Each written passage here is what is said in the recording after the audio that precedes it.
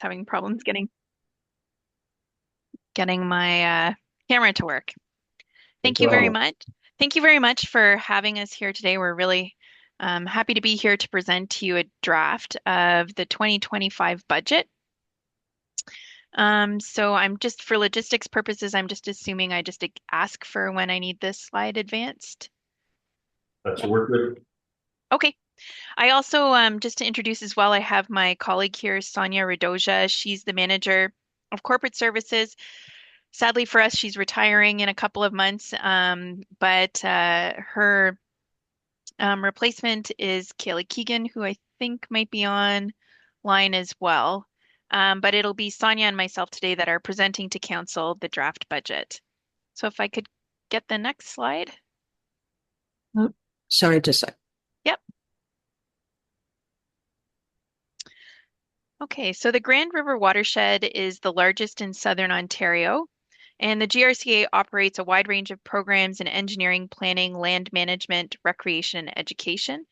Our strategic mandate is to develop and implement watershed-based programs that protect people and property from flooding and erosion, improve the health of the watershed, connect people to the environment, and manage our land holdings in a responsible and sustainable way. Our programs balance human, environmental, and economic needs so that we can deliver on our vision of a healthy watershed now and for future generations. Next slide, please. Yep.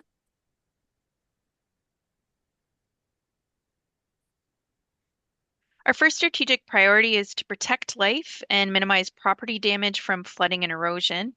Under the Conservation Authorities Act and our mandatory regulation 68621, the GRCA board has recently approved our water control structures asset management plan, as well as our ice management plan and our reservoir operations policy. So the GRCA owns and operates 28 dams. Eight of these dams are used to manage flows within the watershed and are classified as multi-purpose dams, which are actively operated year-round to manage river flows related to flood mitigation and water supply during periods of low flow. Our water control structure asset management plan supports the mandatory programs and services for flood control, low flow augmentation, and erosion control infrastructure.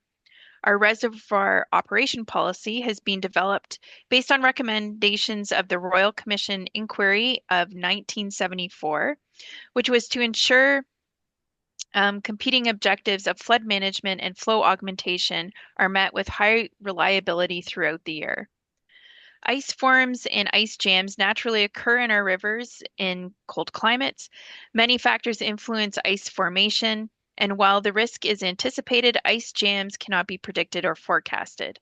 Our ice management plan is a compilation of GRCA's knowledge, experience, and high-level approaches that are used to monitor ice conditions, anticipate potential for ice jams, mitigate ice jams where possible, and monitor ice conditions during the breakup process. Next slide, please.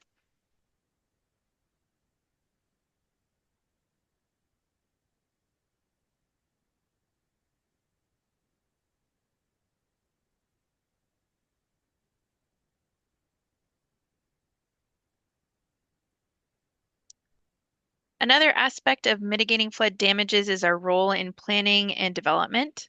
The GRCA staff undertake review and comment on Planning Act applications and planning documents such as official plans and area plans for natural hazards related to flooding and erosion hazards, wetlands, and stormwater quality control.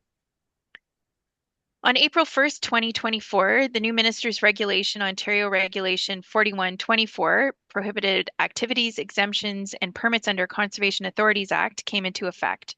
This regulation replaced GRCA's previous regulation, Ontario Regulation 15006. Much of the GRCA's regulatory processes remain the same. The GRCA will continue to require applications for development activities in regulated areas and will continue to provide mandatory Category 1 programs and services related to reviewing and commenting on applications and other matters as applicable under existing legislation. Next slide, please. The primary objective of Source Water Protection Program is to protect the current and future drinking water sources from contamination and depletion.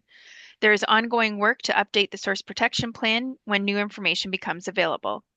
The Lake Erie Source Protection Region has received funding from the Ministry of Environment, Conservation and Parks to contribute to the development of a new groundwater model for the northern part of Wellington County. So that includes the Township of Mapleton and the Township of Wellington North. And this study began in 2024. Next slide, please. The GRCA delivers a voluntary rural water quality program on behalf of 6 upper-tier municipalities in the watershed to help farmers implement best practices to improve and protect surface and groundwater quality. In the township in 2024, $29,000 in grants was provided to 10 projects with a total worth of $78,000.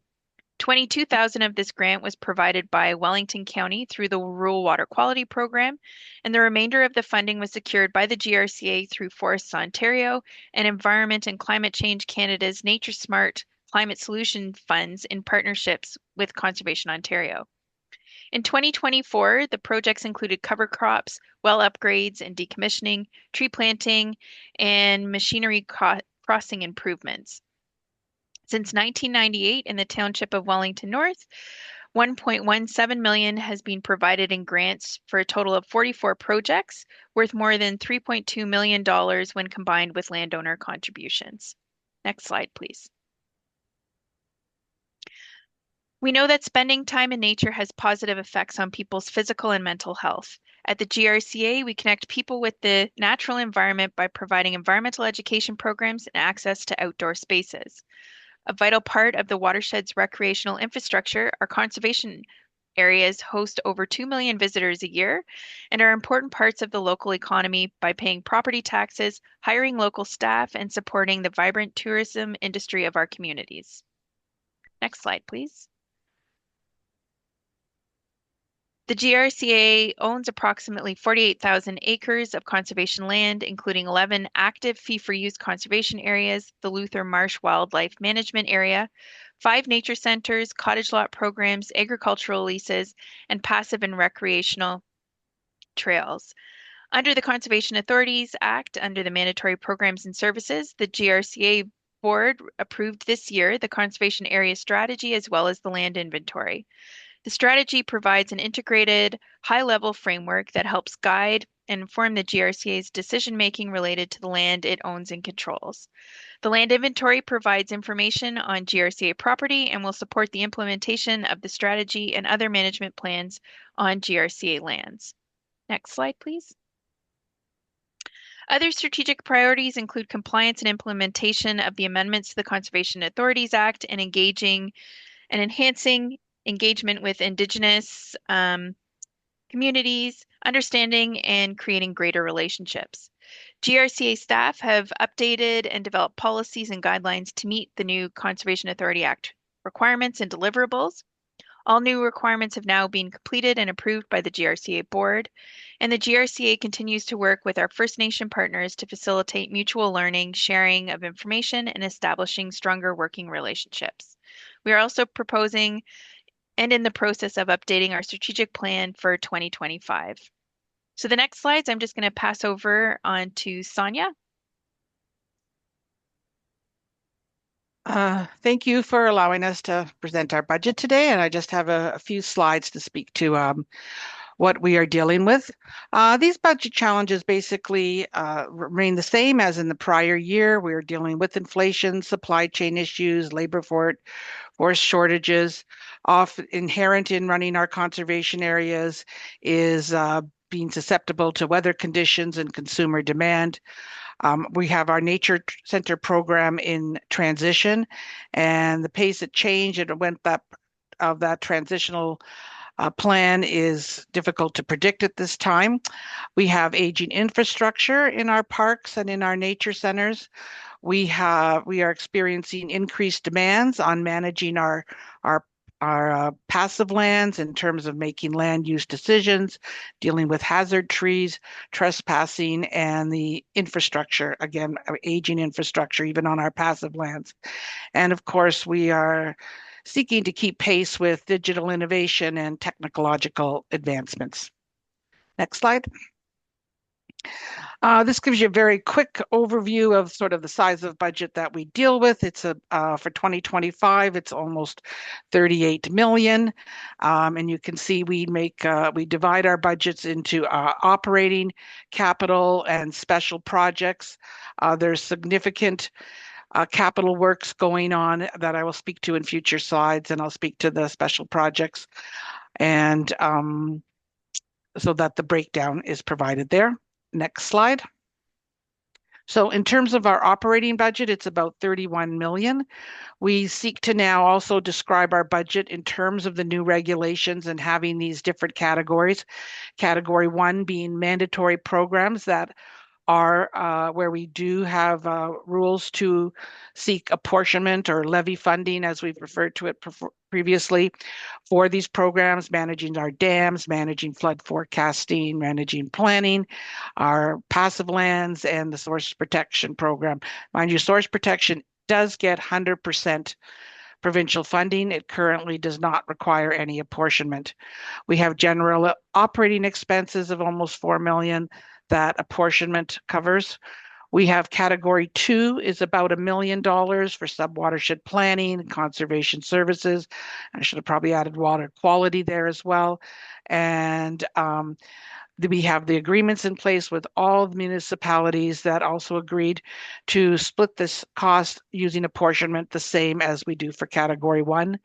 And finally, we have category 3 labeled as sort of non-mandatory programs that the authority deems of value to be operating, such as our tree planting program and education, property rentals, hydro production, our conservation areas, and administrative support.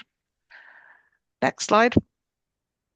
As I mentioned, the capital budget is significantly higher than last year, and that's being driven by water management programs. Now, we do get 50% funding for these. We put a sort of standard amount of requests for apportionment on these programs, and when the costs exceed that standard amount, which is about, I think, 800,000 in apportionment, we use our reserves. And we also, it is cost shared with the province, so they're always coming to the table for about 50% of this capital need as well. And part of our capital is we look at what we are spending for our motor pool and our computers. And in category 3, this is the same provision as last year. We finalize it in February when we look to see what projects are being carried forward from last year and into next year. And it includes things like looking at our buildings, our electrical works. There's a nice project that's going to be going on accessibility in our Shades Mill, where there is actually some external funding for that as well too. And septic system and waterworks is another area of spending for the parks for 2025. Next slide. This budget stands as a draft in October at about 900,000. Last year it came in, it was over 2 million, but we had 500,000 in there for the Guelph Lake Nature Center. It is hopefully going to, well, it is not quite completed. So the final draft in February will put an additional amount in for the Nature Center, but it does not, none of our special projects rely on municipal funding, on municipal apportionment. We're a water quality program. We do get grants from municipalities that are distributed to landowners. So there's a bit of special municipal funding within that area. And next slide. And this slide seems to serve as sort of how our funding work comes about, that to show that demonstrate that almost 50% of our funding is self-generated. And we do try to break down the levy type of funding into category 1 apportionment at 24% and general operating at 9%, and then category 2 at 3%. So 1/3 of our funding, over 1/3 still does come from municipalities. And next slide. In terms of how Wellington North is impacted by apportionment, it's going up 3%, 3.5% for Wellington, which is coincidentally the same as the average. And that represents an increase from about $58,000 to $61,000. And that is the formal portion of our presentation.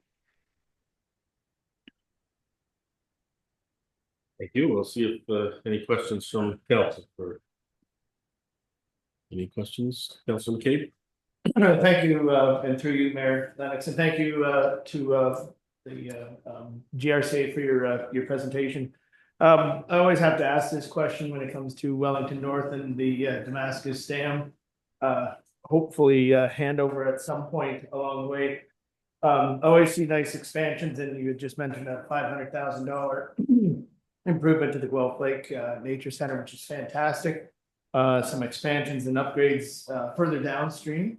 And I just wonder if I could get some information or an update on where we are as a township and you as a GRCA entity in the, I guess, conversations with the Damascus Dam, hopefully handing it back to the township so we can actually use it.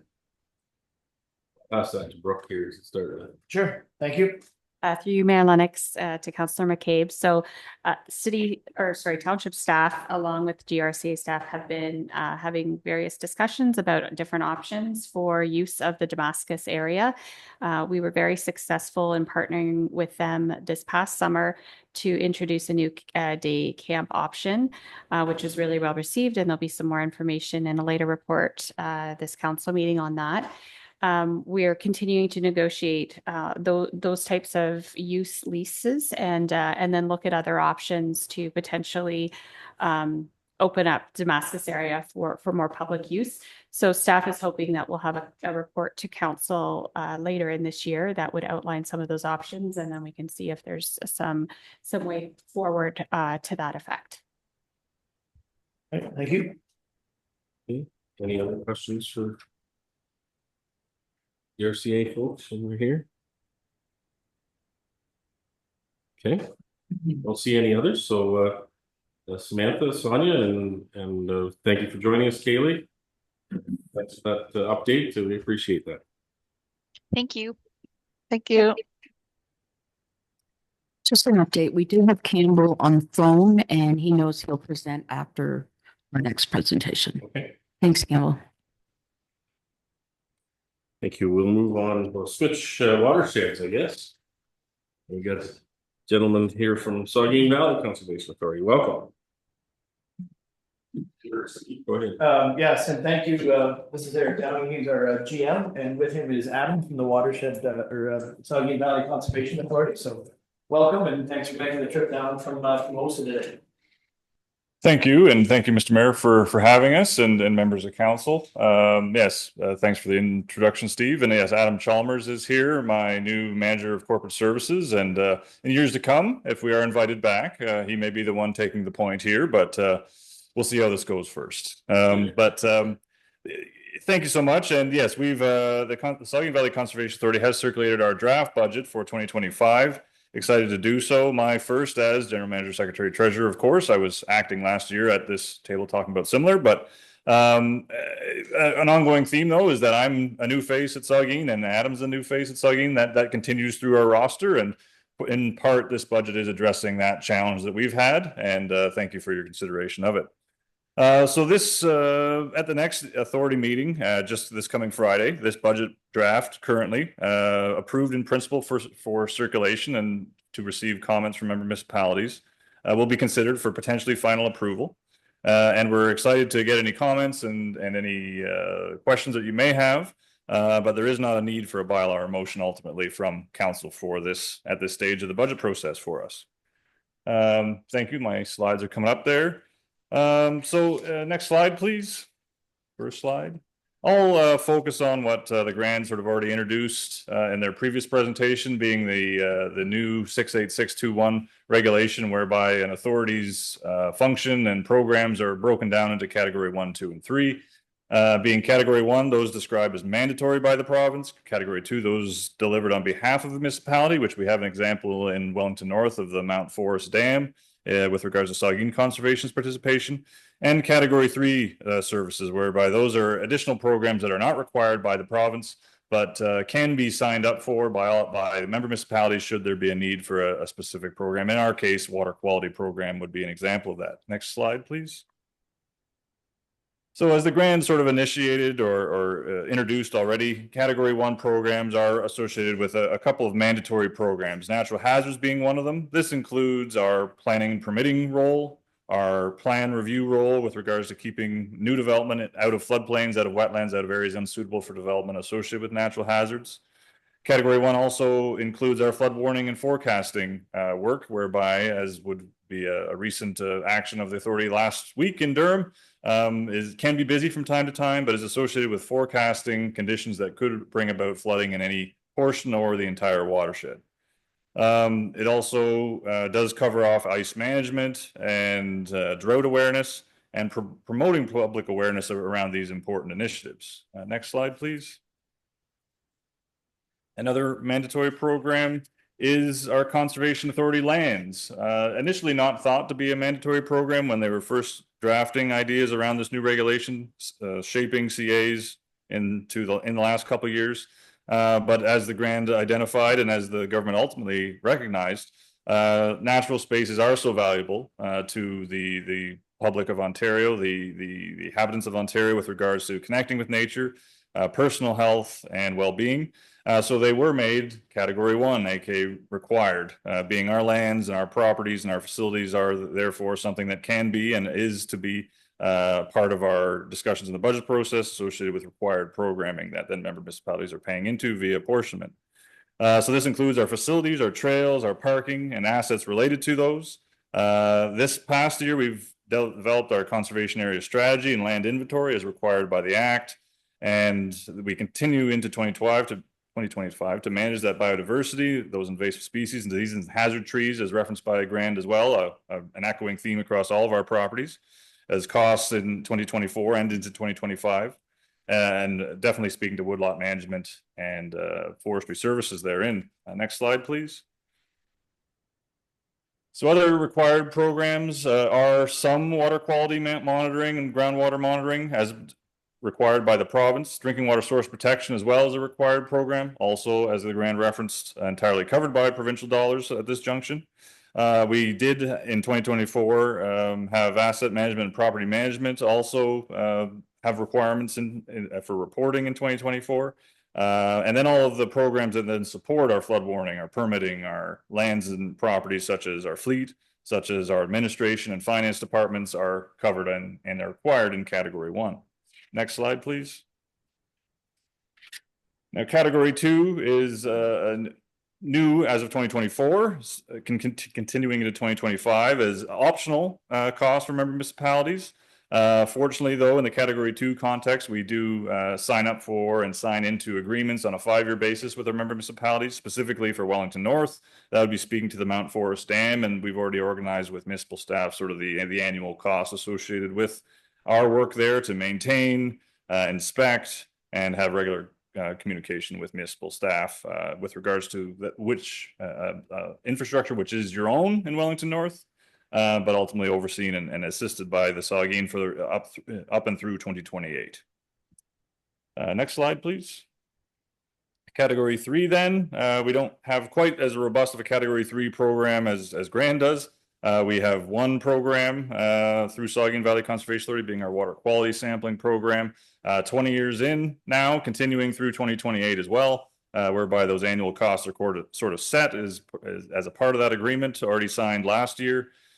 We did get full support from all member municipalities to enter into this optional service in our watershed, which was great to see, and continues this 20-year program. And actually in this past year, 2024, there was a report that was outlining all of the work and summaries of all of the signs that we have been able to collect over that 20-year period.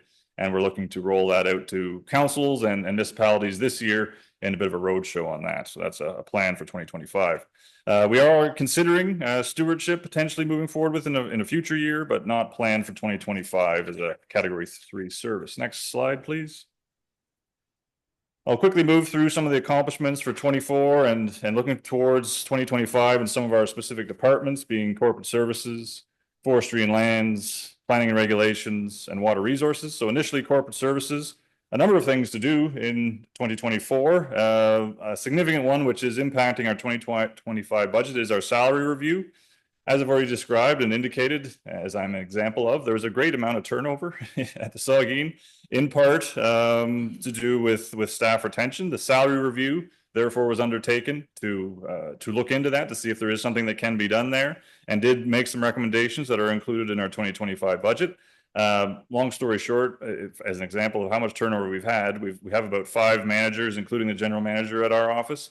4 of those 5 staff turned over in 2024 alone. So much work to be done there, and we're looking to address that in 25.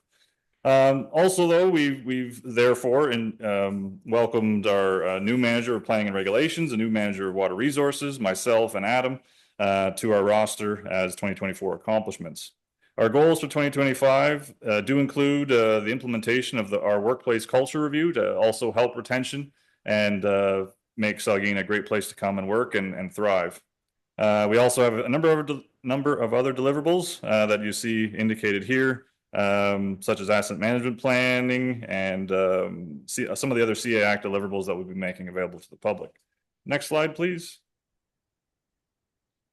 In planning and regs, our permitting division, as referenced by the grant as well, our department and this department at the Saugeen also saw some significant changes in 24.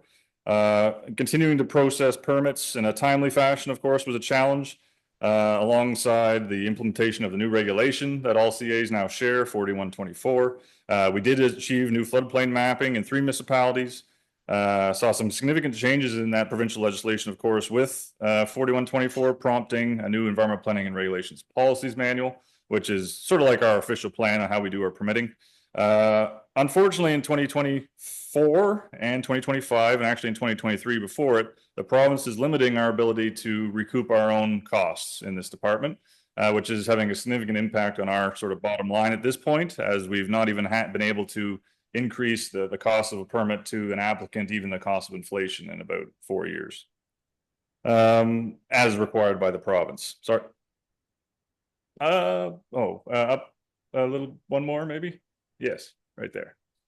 No problem. For 2025, we've acquired and started to shape a new content management system for the department that will streamline permitting and make our reviews faster and more consistent. We are going to work to create a developer's guide to permitting and other permitting guides for other interest groups, such as the agricultural community, to again streamline sort of our frequent flyers and make those regular permits coming in the door go out a lot faster, as is always an interest. And we're going to finalize and get implemented our environmental planning and regulations policies manual, which I believe is currently in your staff's hands for potential comment right now, as that was later in the year drafted and circulated. Next slide, please, Karen. Yeah. So in our forestry and lands department, broken down into a number section here, it's a reoccurring theme around hazard tree removal. Ash trees are throughout our watershed and are not doing well, or won't be doing very well very soon. So we've been sort of proactive in getting them out of the way with regards to trees and campgrounds before they are falling onto and those places where people may be existing. And it came with a significant cost, and we continue to process that into 2025. We were successful to establishing a disc golf course and winter camping at our Durham CA in 2024, now into 25. And we continue to have interest to upgrade those facilities and make our facilities more accessible with regards to camping, to make camping more accessible to all. In our forestry section, again, battling those hazard trees and trying to keep these recreational properties open. And in 2025, we hope to update our forest management plan. Next slide, please. Our non-revenue park, similar theme, ash tree removal, continued trail maintenance, and as I'm sure Wellington North also has some challenges in enforcement of appropriate uses on our properties. We don't allow motorized use on any of our properties of any vehicles of any kind, aside from snowmobiling and the appropriate trail approval methodology. And that continues to be a major challenge across about 21,000 acres of property throughout our watershed, and most of them not staffed on a daily basis. We continue to wish to improve in 25 our Sulphur Spring Trail system, hoping to make that accessible and more so anyway in 2025, and continuing enforcement. In 2024, we did complete our lands inventory just by the wire at the end of the year, as required by the CA Act, around 100 properties on that list. Our motor pool, we're looking to replace a couple vehicles that are rotted out, and lots of challenges around that, of course, given the price of vehicles these days, but included in our 2025 budget plan. Next slide, please. I think that's a picture right from the watershed there. I think that's the Mount Forest Dam. That's just down the road. So for 2024, we did apply for a number of water erosion control infrastructure funding grants for a number of structures. Paisley Dike included Walkerton and Hanover Dam, Walkerton Flood Control Works, Hanover Dam, lots of public fencing improvements through a number of structures throughout the watershed, with also some additional public safety signing. Into 2025, some of our improvements are proposed to hit your municipality with new public safety fencing, phase 1 for the Mount Forest Dam, as well as additional safety signage and fall arrest systems for staff and maintenance crews on that dam, along with a number of other locations throughout the watershed. In 2024, we did complete our ice management plan as required by the Act, our water resource asset management plan as well, and our water resource management strategy. Next slide, please.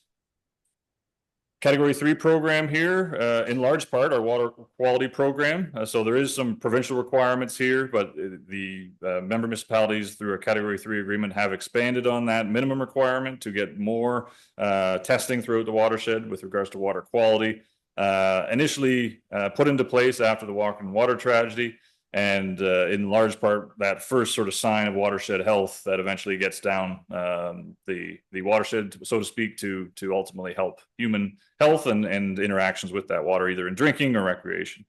Our goals in this department include continuing our involvement in those provincial water quality initiatives and the preparation and release of the 2024 annual water quality report, and also doing that roadshow with regards to that 20-year report around this water quality program. Next slide, please. So our water flood forecasting and warning section, a mandatory program again. Lots of maintenance with regards to keeping our infrastructure up to date with regards to stream flow gauges, whereby we actually have an array of sampling devices on water sheds and water courses to know how much flow is coming in a rain event or how much flow is in a river before a rain event, so we can forecast flooding. Continuing to look at that array of infrastructure and replace, update, and decommission in some instances for some of the information that are some of the areas we don't need anymore, but expand where necessary into 2025 and keep those systems working and continue to build our in-office information around, okay, well, a stream's curve is looking like this, and at what point is that a flood? What point is that a flood watch? What point is that a flood warning that we need to evacuate? Continuing to build those systems internally into 2025. Next slide, please.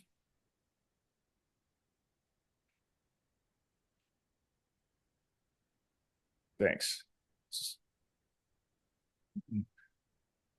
So a breakdown of the budget for 2025 proposed here from the Saugeen Valley Conservation Authority of a total of $6.5 million, not of course quite the size of the Grand who we just followed, but a little bit different size of watershed and population as well, I will acknowledge. So impacting our Category 1 self-generated revenue, as I've already referenced, is a fee freeze in place on a significant department of ours with a significant revenue generation potential, being our planning and reg section. We were hopeful we weren't going to have to contend with that this year, but it was just late in December that the province, the Minister of Natural Resources, informed us that that fee freeze would be in place, again, in essence, freezing our fees at 2022 levels. Unfortunately, we also, before that came down, we had just completed a cost review within our office of that department's work, and it was on the way of suggesting significant increases so that sort of the developer would pay user pay to support faster reviews, to support less municipal payment or costs being associated with this department. And just in time to receive that report, that economist review, in the end, we were told we had a freeze. So that was unfortunate timing, but ultimately is borne out somewhat in what you see in front of you with the breakdown of our budget for 2025. Next slide, please. So then very small representation of Wellington North's requested contribution for 2025, an increase of approximately $18,000 from 24 to 25 to support Category 1 goods and services for Saugeen Valley Conservation Authority.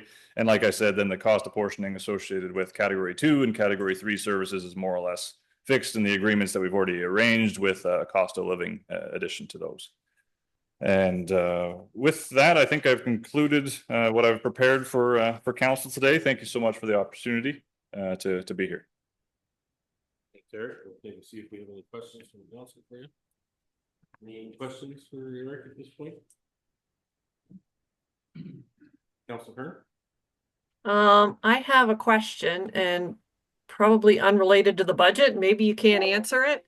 I'm just wondering, the government of Ontario announced last week some appointments for agricultural representation to the actual board for conservation authorities across Ontario, and there were 10 that were named. Saugeen wasn't one of them, and I was just wondering whether you had heard whether that Saugeen could be getting an agricultural representative to your board of directors or not. Thank Maybe you don't know. Thank you. Thank you for the question. And through you, I had understood that this was part of the act and that this news would be coming. I have not also, I agree with you that I've not heard that the Saugeen has been assigned one in the most recent announcement anyway. I would say that likely if you polled most of our existing board of directors, you'd probably be over 50% of those that have a hand in agricultural endeavors in their personal lives. So perhaps that's why we're not considered at this junction for this appointment. But yeah, as far as I understand, Councillor Hearn, it is similar. I've not heard or understand when or where we might be getting that. And indeed, we do have an agricultural outreach committee at our authority. We're one of the first to have that.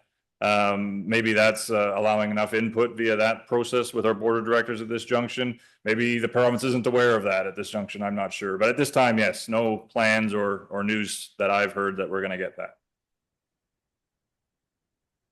Do you have anything further, Councillor Hearn? No, that's it. I was just looking for maybe someone else to explain the government's method to only having 10, but thank you.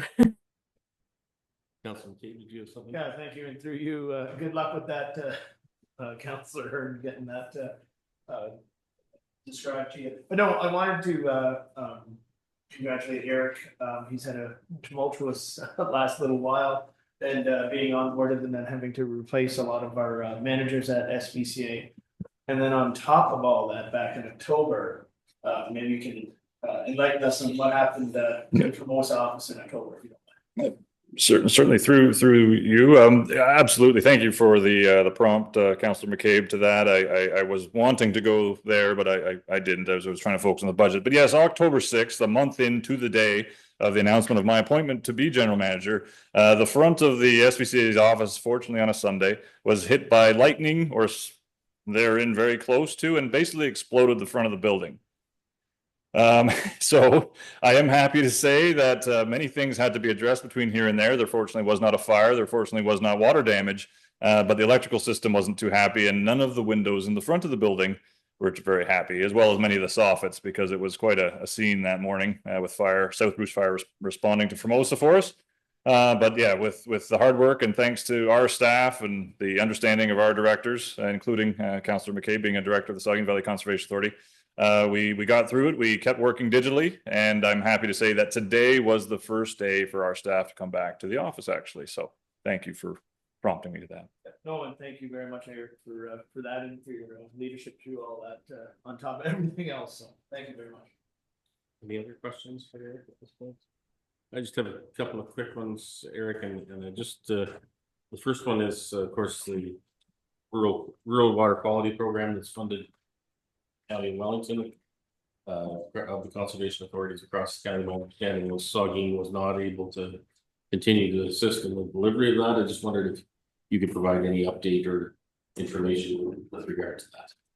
Yes, thank you. And through you, yeah, the without a stewardship department signed up for at this junction by member municipalities in our jurisdiction, not actually proposed at this junction yet, two member municipalities, we didn't see a way for us to continue our involvement in that program. We've had great success in the years past with rural water quality, soil health initiatives, much the same along the lines of this program. We had some involvement in this program actually in those years when we could be involved, but given this year and 2024, I should say, and 2025 being years that we don't have a stewardship department, we haven't been able to find an ability to get involved in that yet. But as I have described, we have taken a stewardship business plan to our board, waiting for further direction from them on seeking that, and which could allow us to get back involved.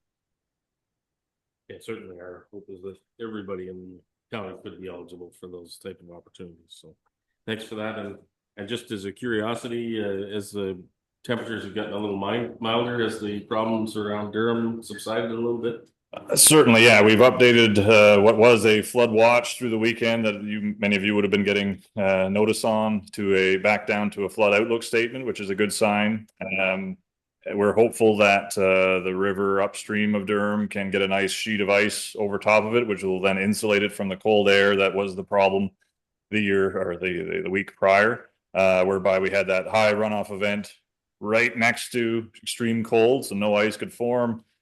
Water's mixing with cold air. We get frazzle ice in the Durham area every time, and especially that time in that condition. So we're hopeful, yeah, this week should be good. It is a return to cold temperatures next week, and we are watching very closely.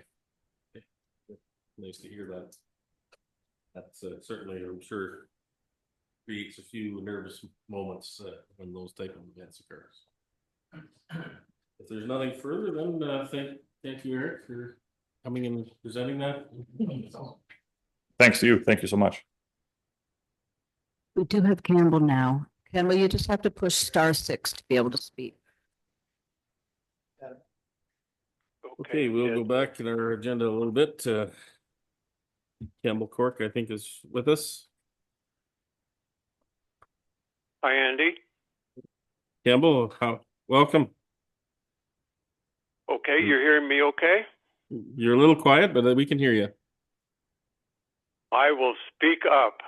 Okay, perfect. I gotta say, I'm having some trouble. I'm hearing Lisa and the presenters clear as a bell, but I'm not hearing you and the other counselors hardly at all either. So I'm not. I'll just forge on, and we'll do the best we can. Okay, thank you. Okay. Well, listen, thank you all for your time. I guess I can't say it's good to see you, but I guess I can't say it's not good to see not you. In any case, I can say Happy New Year. A couple of points of interest from the Wellington OPP regarding their road ride programs over the Christmas season. They conducted 60 ride checks and came up with 1,027 provincial offense notices, as well as an additional 633 warnings being issued. And just a couple of other policing points of interest from the OPP year end that caught my attention. One was that fatal overdoses in Wellington County in 2024 were 0. And that compares to the previous year, 2023, when there were 3, and the year before that, 22, when there were 4. So I guess that's trending the right way, and that's good news. Just a reminder, I know you've heard a lot about photo radar, but it's starting this month in 7 school and community safety zones across the county. And in fact, it's this week they're starting 1 photo radar site in each member municipality. Wellington North, as you probably know, is on County Road 6, Sligo Road East in Mount Forest, in front of Wellington Heights Secondary School. And just a reminder that photo radar issues tickets to the owner of the vehicle as opposed to the driver of the vehicle. Under the Highway Traffic Act, the owners are the ones who are responsible as opposed to the driver. for their vehicles. And also the photo radar camera only records the license plate numbers and not drivers. And the only other remember on this is remember that photo radar operates 24/7, not just when schools are open. And also a topic we've talked about a lot, but bears repeating, the minimum fee of $10 at the landfill and transfer stations for all loads, including those at Riverston, is now in effect. And this fee is, among other things, is expected to reduce the amount of traffic coming into the transfer stations and landfill sites with just small loads. And these small loads are the ones that people could be just putting out as yellow bags at the curb. But in any case, with less space on site being taken up by these small loads coming in, it opens up room for us to accept other items that we're wanting to divert from being buried at the landfill site. And the expanded list of diversion materials, the new stuff that's no longer being buried, includes mattresses, drywall, and shingles, all of which used to be buried. And we're also looking at trying to find a source that will take on and divert carpet and concrete. Just a small note, Blue Box Recyclables, as you know, Blue Box is being transferred to producers, are taking that over July the 1st. But from now until July 1st, that $10 minimum fee on recyclables will not be charged. And finally, a little on the county debt and budget. Over the next 10 years, as in the 10-year plan, the county will spend over $630 million on capital projects. Quite a whopping number, a lot of it going to catch up with infrastructure and equipment and buildings that have fallen behind in being looked after. And some of that spending is being financed by debt. And in the 10-year plan, it suggests that the county's debt will top out at $75 million in 2033, and then start going down. And the only sort of slightly good news in regarding this debt is that of over 75 million is that only about 14 of that million will be paid through property taxes, and the other 61 million of the 75 is going to be paid through development charges. And really, it reflects the amount of growth that we're undergoing these days, and the amount of infrastructure and changes to our infrastructure that needs to occur to accommodate them. The bottom line being that new development pays for itself, as it should. And as we know, it still, even with the increased payments, is not paying the full load. But in any case, it's better than it was. So that's in terms of this year's levy. At this point, we're looking at a 3.9% increase. Now that could change, and really, I'm probably jumping the gun even mentioning that, because we won't be making the final decision until January 30th. So I really don't want to say much more about budget until we've actually passed it. But I can say that roads alone account for 2.4% of that 3.9% levy increase. So the good news is over the next 10 years, we're projecting levy increases annually of between 3 and 3.5%. We'll hope that is good. And if you're interested in this 10-year plan, the website has it all there, the county website, and you can read to your heart's content. And I might just say very quickly, you may have been hearing, some feedback about, especially in the east side of Wellington North, about failures of garbage recycle pickups, and there have been spots across the county that have been subject to this several times in recent weeks.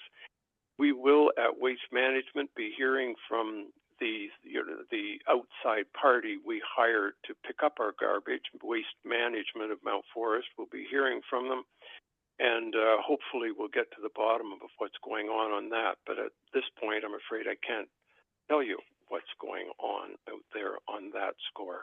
In any case, that's your county report. Okay, thank you very much, Campbell. I'll see whether councillors have any questions for you. Councillor McCabe. Thank you, Mayor Lennox. Can you hear me all right, Campbell? Yeah, you're not too bad. A little echoey, but not bad. Okay. Thanks for that. I'll be sure to borrow your car when I'm going through the automated photo radar.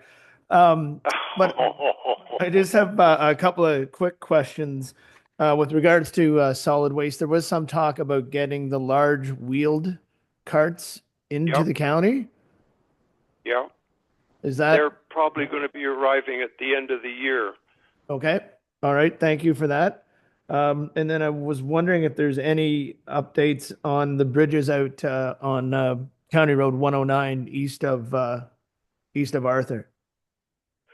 We are getting a report again tomorrow at the Roads Committee on that. There's going to be, I believe, the company that's won the bid on that, and from my understanding of it, it looks like one of the bridges, the one closest to Arthur, is going to kind of put in like a Bailey bridge, so traffic will just kind of rip along there, from my understanding. And I think the other ones, they're going to try to have like, keep one lane open while they work on the other lane, and then do the other lane and switch back and forth. But that's the best of my understanding till I hear more from them tomorrow.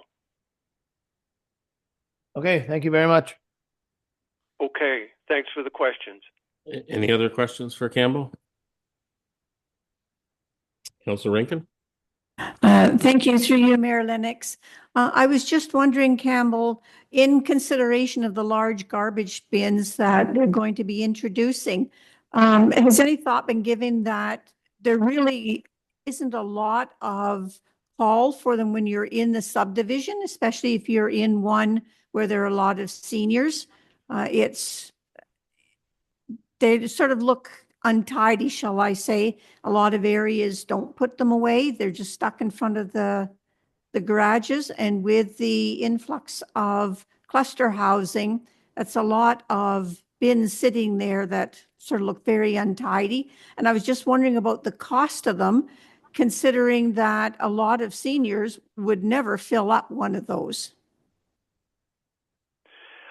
Well, I guess as far as where people put those, I mean, it's no different really than the blue boxes or their yellow bags.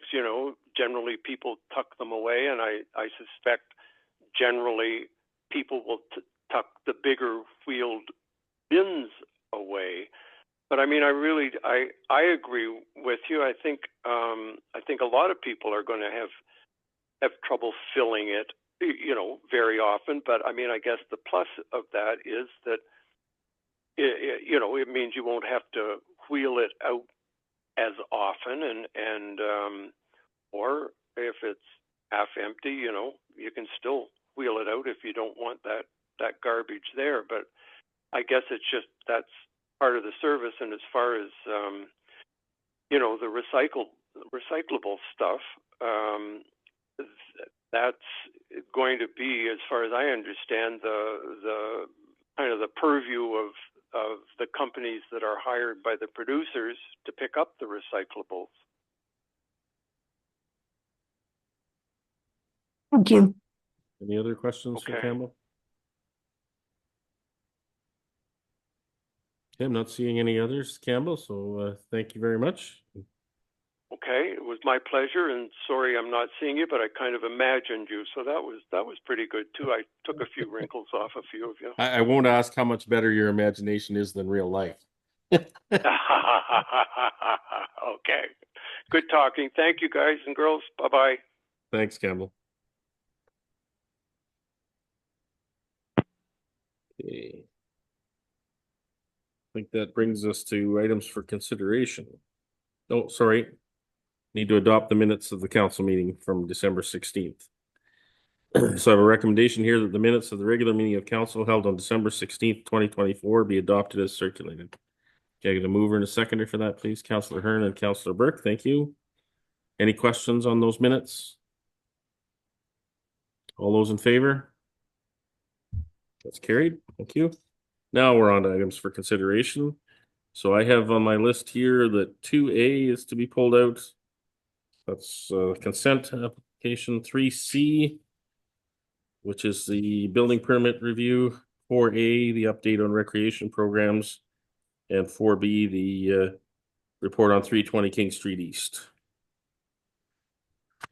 With that, we'll pass all the others. So a recommendation here that all items listed under items for consideration on the January 13th, 2025 council agenda, with the exception of those items identified for separate discussion, be approved and the recommendations therein be adopted. Can I get a mover and a seconder for that, please? Councillor Rankin, Councillor Burke, thank you. All those in favor? That's carried. So we'll go back to 2A.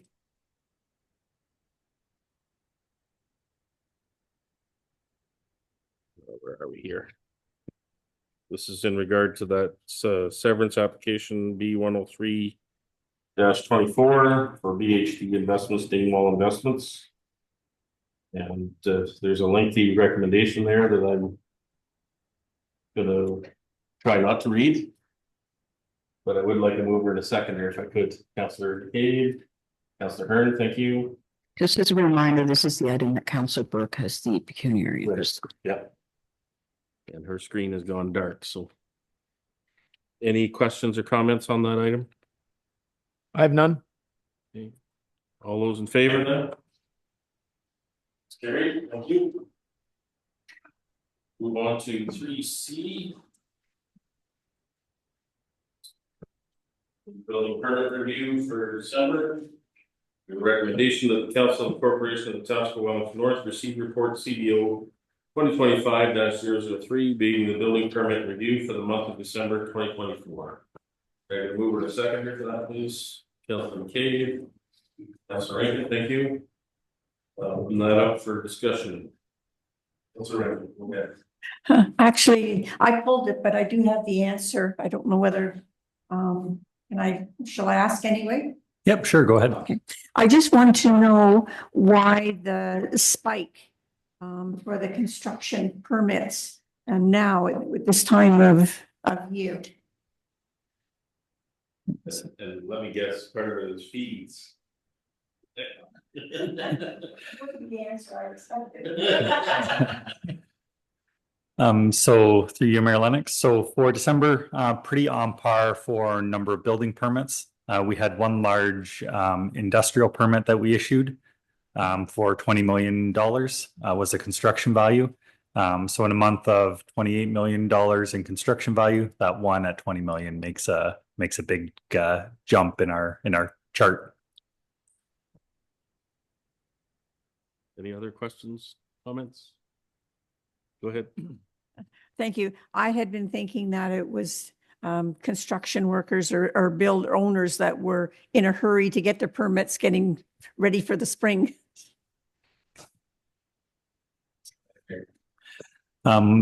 We have seen an influx in building permit applications for farm buildings, and we'll see that'll start to show up in the early months of 2025. There's a new building code that's been issued, and there's some changes mostly related to farm buildings. But there's a bit of a phase in until March 31st. So we'll see most of our 2025 farm building permits issued in the first 3 months of the year. That especially affects larger farm buildings, correct? Smaller ones are still under the same code.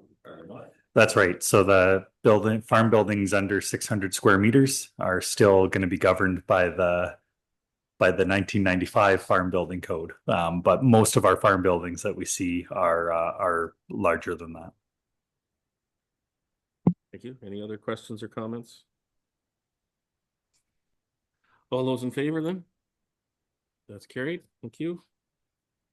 We'll move on to 4A. This is in regard to the update on recreation programs. We have a recommendation that the Council of the Corporation of the Township of Wellington North receive Report C and ED 2025-004, update on recreation programs. You're going to move in a seconder for that, please.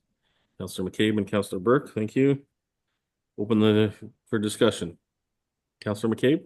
Thank you. And through you, I have a few questions on this item. I guess probably for you, Mandy. Sorry, I just see you pop on screen there. Just with the stats from the Arthur Pool, are these on par pretty much with previous years? I'm just curious. Yeah, thank you. Through you, Mayor Lennox. So our numbers for the pool are on par with previous years. We did see an increase of about 780 people in our general admissions, and for a total of 4,453 general admissions this summer. Now, those numbers don't include lesson participants, day camp, or local school usage. So we did see an increase. Wow. Okay. Thank you. Keep going. All right. Thanks. And just with the GRCA here today, and the I think success of the Damascus Day camps that ran last year, are they going to be ran this coming year or expanded? Or, and I see under the future developments in your report, it looks like it could be expanded. But with parents withdrawing late after signing up to secure a spot, is expanding viable? I know that's a couple of questions all in one, but happy to hear your answer.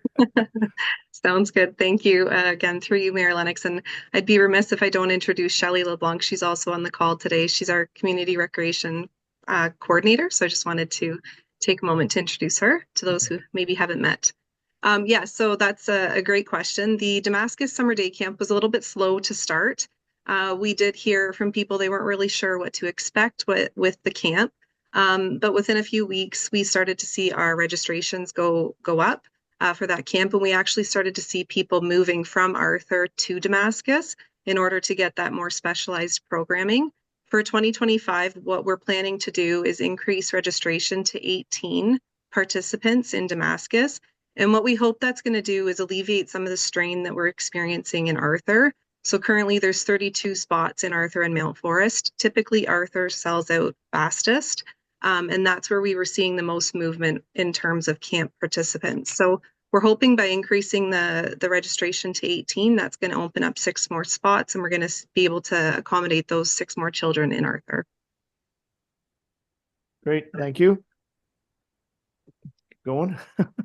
And just kind of touching on the one half question, I guess, in the first question, you'd noticed, or you had in your report, it said there's parents that'll sign up and then kind of hold on, hold off, and then withdraw their application or their children, and then people that are already on the waiting list are kind of not suckered, but they've already made previous arrangements. So then that opens up spots that could have been used by the people that actually wanted them, if that makes any sense. So are the current fees to withdraw, what are they at? And then to kind of mitigate that, are you suggesting an increase for withdrawal fees?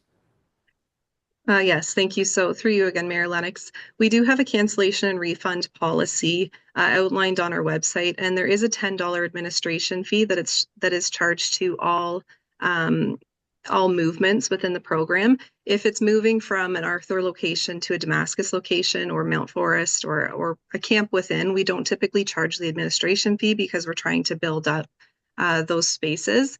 If somebody cancels 7 days or more, then those they would receive a full refund less the administration fee. If they cancel 6 days or less, then they would not receive a refund. Now, there is exceptions for medical or illness, or if the township determines that a course needs to be canceled, then we would offer the refund and waive the administration fees on those. We have considered increasing the fee But what we might look at doing for this year is actually increasing the days and making it 2 weeks as opposed to 7 days. What's been happening in previous years is a parent will call us 7 days in advance, we'll cancel, they'll get the full refund. But then what happens is those parents have already, on the wait list, have already found alternative care. It is quite stressful trying to find child programming in the summer, so we can understand and empathize with parents that sign up for every week prior to knowing what their holiday schedule might look like. Right, thank you. Other questions or comments? Councillor Burke? Yes, thank you. And some of my questions have already been asked by Councillor McCabe, but I just wanted to thank staff for the report, and also thank a lot of the sponsors that sponsor some of these programs so that participants can use it for free. But I do have a couple of questions that Councillor McCabe did not touch on. And one is the new programming at the Arthur Pool. And these are the types of things that I always stress to folks when we're talking about the new Mount Forest Pool, when it's going to be built. And that's the new sensory program. I wasn't aware of it, but I think it's a great opportunity for those folks that need that kind of setting. So thank you to staff for coming up with such an innovative way to expand the programming for folks that sometimes have limited opportunities to be able to enjoy recreation. And I also wanted to touch on the day camps. I've heard from a few folks that use the program, that it's a great program. They just wish it was expanded right till the week prior to school. And I'm just wondering if we have investigated whether we could do that, or what the rationale is behind not offering it right till the very week that school would begin after the Labor Day. Sure. Through you, Mayor Lennox, to Councillor Burke. So great question. One of the considerations we take in closing camp a week early is many of our staff are headed off to post-secondary schools.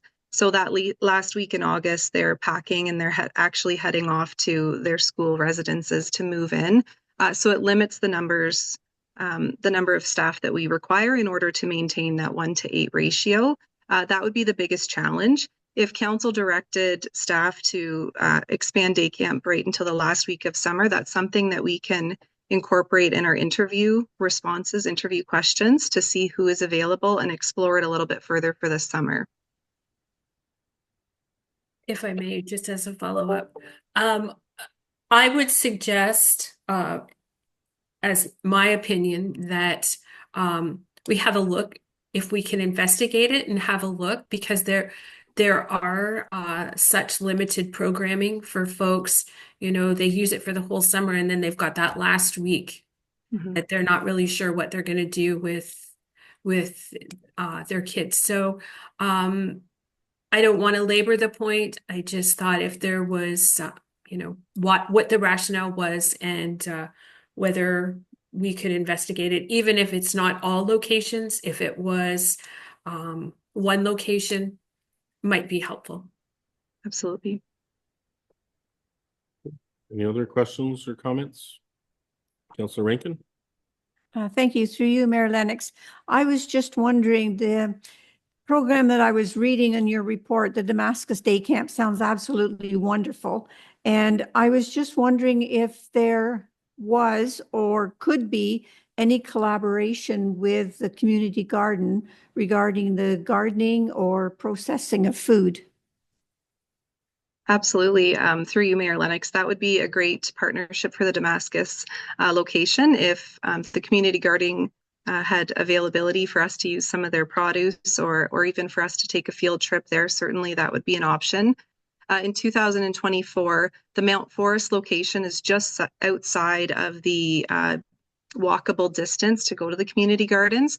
We use the Upper Grand District School Board walkable allowance for the day camp program as well. So from our location at the Mount Forest Community Center, it's just outside of that area. So it's something that we can certainly look into for 2025. I do just want to make note that the Mount Forest Community Garden did adopt Roscoe, our rock snake. They were put on the walking track at the Mount Forest Community Center, painted. The kids loved doing it, and it was officially adopted by the Mount Forest Community Garden last summer. Hey, any other questions or comments? I just wanted to comment as well. I mean, it's interesting to see all the programming and so on in one report. It's a reminder to me of how far we've come in terms of offering programming across the township. It's not that many years ago that we really didn't have anything other than the pool programs. So it's really remarkable to see what we have on offer for the residents of Wellington North. So thanks to staff for developing and implementing those. And, you know, clearly from the response, people really want them and use them. And I think that's fantastic that we're able to do that. With that, I will call the question. All those in favor? That's carried. Thank you. And that brings us to 4B. This is in regard to King Street. So the King Street, 320 King Street. The recommendation that the Council of the Corporation of the Township of Wellington North receive report C&ED 2025-005, being a report on 320 King Street East, Mount Forest, the Mount Forest Community Center, and that Council approve the phased work plan and general timelines outlined in this report. And further, the Council directs staff to review anticipated capital and operating costs for the Mount Forest Community Center and report back on anticipated requirements in 2025. Can I get a mover and a seconder for that, please? Councillor Rankin and Councillor Burke, thank you. Questions, comments? Councillor McCabe? Thank you. And through you, Mayor, I just have one quick question about the old arena. All I was going to ask was, if possible, what kind of future use do you think this structure has or can be used for? Brooke? Through you, Mayor Lennox. So that's part of what this report is looking to address in a later phase. We know that there's some potential use, just depending on really what the community wants and what council wants. We've received inquiries, so we know that there's interest as well, but I don't want to speculate what that would be. The reason this report is structured as it is really to first establish the safety and security of the building, and we can get a handle. We haven't had the building within sort of our own management for quite some time now. So we've looked at doing the background work to establish what some of the immediate needs are. We have a few uses in the building. With our pickleball program that we've been running, which have been quite successful. But again, we need to keep the potential use of that sort of to a minimum until we establish what the plan will be going forward. But I think that's really what the exciting part of this project will be. We'll be having some of those larger discussions around what the uses could be. So again, I mean, maybe Mandy wants to add some things, but we have had different inquiries. We know that there's that indoor space that's been great for pickleball. So, I mean, certainly continuing some of those types of programs. We've used the building for our day camps as well. So as baseline, there's some opportunity there, but then depending on how far we want to go with this, we could probably look at some other options as well. All right, thank you. Okay. Did you have anything you wanted to add to that, Mandy? No, thank you, Mayor Lennox. Okay. Any other questions or comments? Councillor Burke? Yeah, so thank you for the report. I'm quite interested in seeing what this facility can be for the community. So we have pickleball as the primary usage for the space at this time. The Victory Church space that's being rented, is that space utilized as any other rental space within the community? Could other folks rent that space at this time? Mandy, go ahead. Thank you, through you, Mayor Lennox. So at this time, we're kind of taking rentals on a case-by-case basis. We are pushing more of those birthday parties or smaller celebrations to the Mount Forreston District Sports Complex. Right now, the Victory Church is renting on Sunday mornings from 8:30 to 12:30 and Thursday evenings as well, in exchange for supporting us with some of the operational pieces for the facility. But we have had a few inquiries about renting the space, but right now, until we really get things secure, we want to send them towards the Mount Forreston District Community Sports Complex. And just as a follow-up, so as we are working through phase one, any disruptions to rentals will be I'm quite confident will be provided significant notice so that cancellations aren't being blasted onto Facebook negatively, I'm going to say. Certainly, yeah. Again, through you, Mayor Lennox, that's our goal, is to communicate as often as possible. Shelley does have a really good working relationship with our pickleball users. So anytime there is something that needs to be canceled, we try to get the notice out to them in advance. And similarly with the Victory Church, we have a close working relationship with the individuals involved there as well. Thank you. Any other questions or comments? Councillor Hearn? Yes, I think this is an incredible opportunity. I'm really looking forward to seeing where this goes. My question is around the name, and I'm fine with keeping it the name of the Mount Forest Community Center for now. But I'm kind of thinking, and this goes back to something that happened to me this week, in that I had an event that came out for work, and they told me that I'm going to the Mount Forest Community Center, and I'm like, and I Googled it, and what I kept getting was the sports complex. So it became very confusing, and other websites were calling the sports complex the community center. So I'm thinking that at least exploring a really distinct, cool name might be a lot more clear for a lot of people, and a real opportunity to kind of rebrand this facility. That would be the Pickleball Palace. Maybe, I don't know, whatever.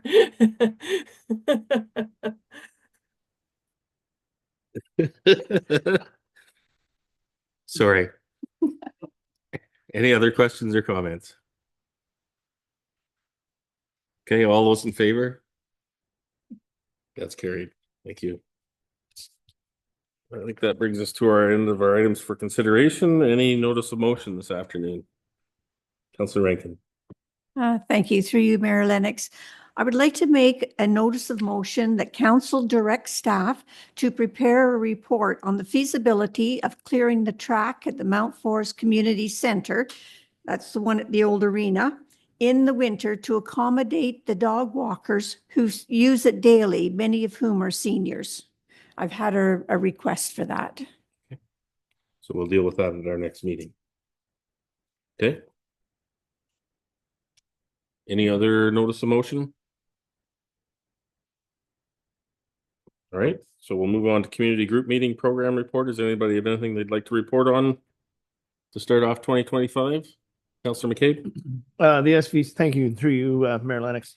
SVCA has their annual general meeting this Friday. I can't attend it, and that's usually when we introduce the board, and that's when we elect our executive as well.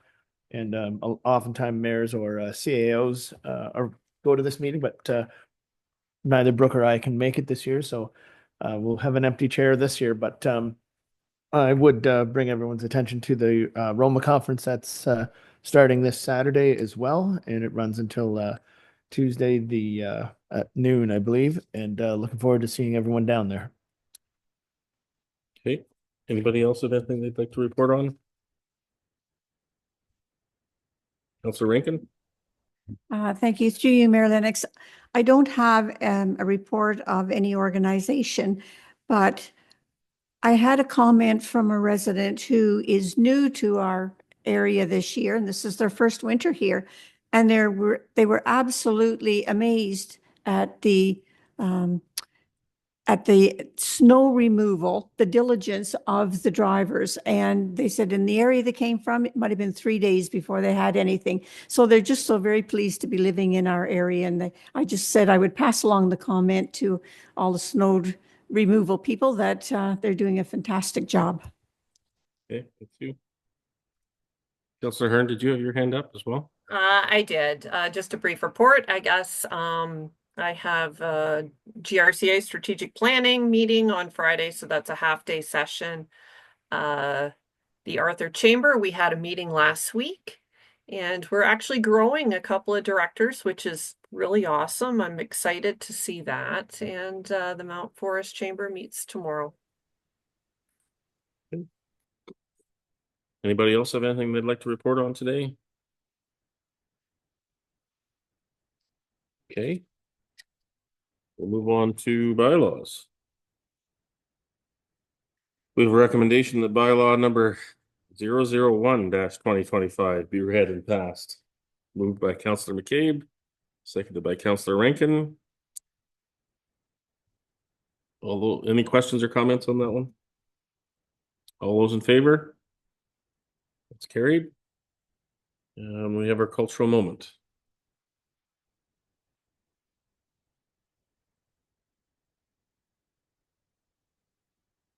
The Wellington North Cultural Roundtable presents A Cultural Moment, Dr. Helen Reynolds. Helen Reynolds was born in Mount Forest on June 7, 1860. Her father, John, was an Irish farmer and carpenter, and her mother, Margaret, came from Quebec. On the family farm and throughout her early schooling at Mount Forest High School and the Mount Forest Model School, Helen demonstrated a passion for natural sciences. Even with the intellectual and emotional drive to pursue medicine, Helen's choice to do so was both brave and remarkable for the time. Although Queen's University accepted 6 women to medical school in 1881, including Helen Reynolds, they were met with considerable hostility. By 1882, the faculty had created an impossible situation for the female students. Being separated for anatomy dissection was somewhat acceptable, but not when the women were constantly insulted and excluded from all obstetrical lectures to avoid their own embarrassment. The professors lodged a formal complaint to the university that women restricted academic freedom because lectures had to be garbled to suit their refined sensibilities. The college caved, and all female students were expelled in 1883. The Queen's Faculty of Medicine would not reinstate female medical students until 1943. Fortunately for Helen Reynolds, a sympathetic group in Kingston took them in after founding the Women's Medical College. Helen graduated in 1885 with the highest marks of all women and men. Helen opened her first practice in Toronto. It was a hard living, especially at night when Helen carried a length of chain for self-defense. Helen also had to open a boarding house to supplement her earnings. When she contracted pneumonia in 1889, Helen came home to Mount Forest to convalesce and joined the office of her younger brother, Dr. Albert Reynolds. She specialized in the diseases of women and children, as men would seldom trust her knowledge. After marrying Thomas Ryan in 1890, the couple moved to Sudbury, where Helen opened a practice in her home, reaching patients by canoe, rail handcar, and on foot. It was a life filled with remote surgeries, accidents, and smallpox epidemics, as well as raising 5 children. When they retired to Victoria, BC in 1907, Helen could not practice medicine in that province as a woman, but she unofficially continued to care for the poor in immigrant neighborhoods for many more years. Helen passed away on July 6, 1947 at the age of 87. Dr. Helen Reynolds would no doubt be happy to know the number of female graduates from Canadian medical schools in recent years has been slightly higher than men.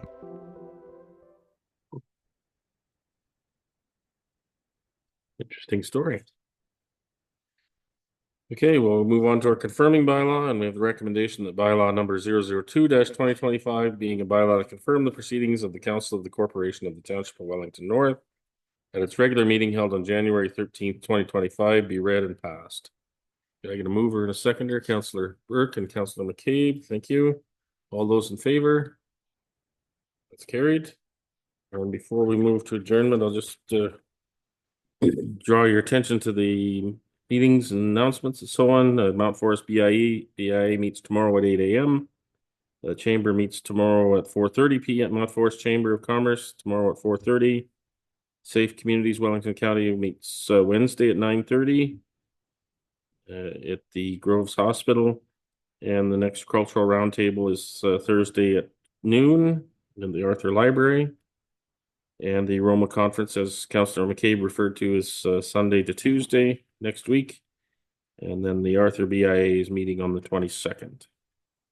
And our next meeting is Monday, the January 27th. So With that, we'll move to adjournment. I have a recommendation that the regular council meeting of January 13th, 2025 be adjourned at 3:47 p.m. Moved by Councilor McCabe, seconded by Councilor Rankin. All those in favor?